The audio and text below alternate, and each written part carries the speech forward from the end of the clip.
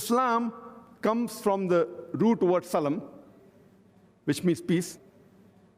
It's also derived from the Arabic word silm, which means to submit your will to Allah subhanahu wa ta'ala. So Islam means peace acquired by submitting your will to Allah subhanahu wa ta'ala. And any person who acquires peace by submitting his will to Allah subhanahu wa ta'ala, he is called as a Muslim.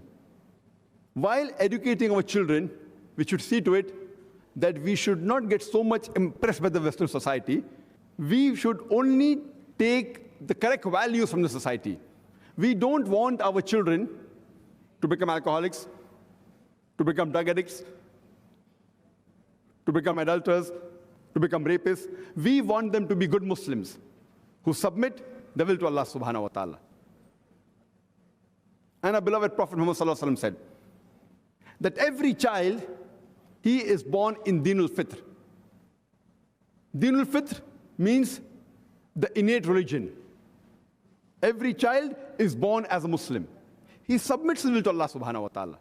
Later on, the elders, the parents, the teachers, they influence the child.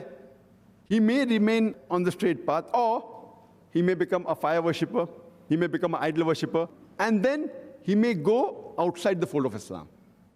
But every child initially, irrespective whether he's born in a Hindu family, whether he's born in a Christian family, a Jewish family, or a Muslim family, he is born as a Muslim. He submits his will to Allah subhanahu wa ta'ala. Later on, by the influence of other people, parents, teachers, elders, he may go on the wrong track. That's the reason.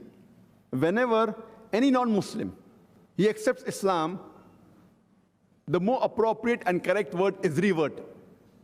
He was on the straight path, he went on the wrong track, and then he came back on the straight path, on the straight track. So the correct word is revert.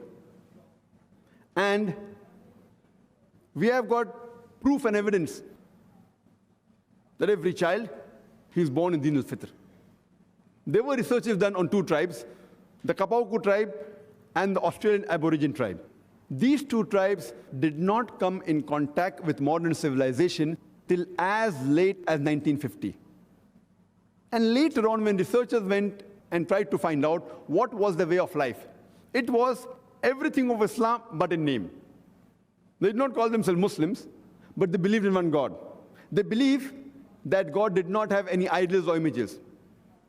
They believed he was not begotten. When they worshipped the God, they did the sujood. They prostrated.